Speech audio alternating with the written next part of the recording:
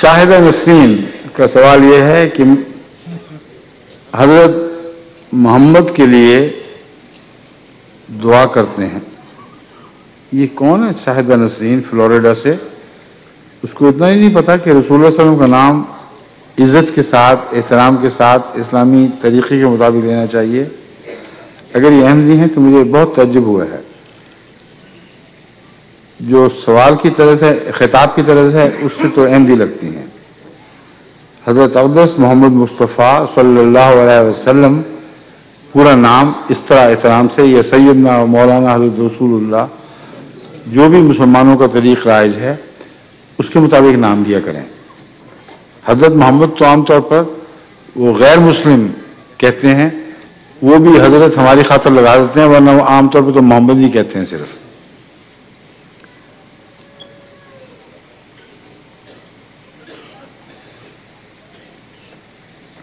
کہتے ہیں میرا سوال یہ ہے کہ رسول اللہ صلی اللہ علیہ وسلم یعنی حضرت محمد کے متعلق اور حضرت مسیح موعود علیہ السلام، یہاں پورا لکھا ہوا ہے، کے لیے بھی دعا تو ہم کرتے ہیں مگر تسلی نہیں ہوتی.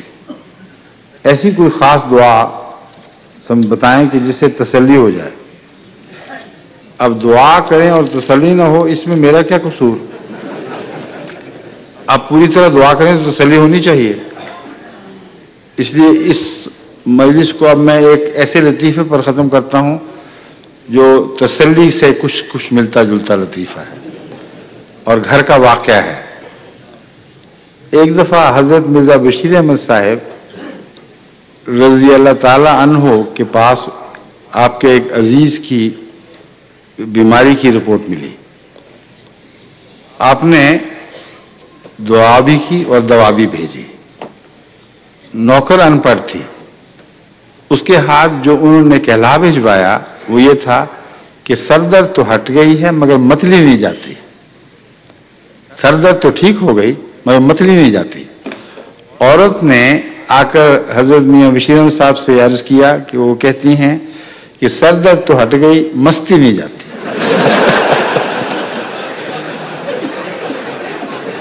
حضرت میاں بشیر احمد صاحب کی دل میں بڑا مسا تھا. اب مستی کا میرے پاس کوئی علاج نہیں، اس تسلی کا میرے پاس کوئی علاج نہیں. السلام علیکم ورحمۃ اللہ.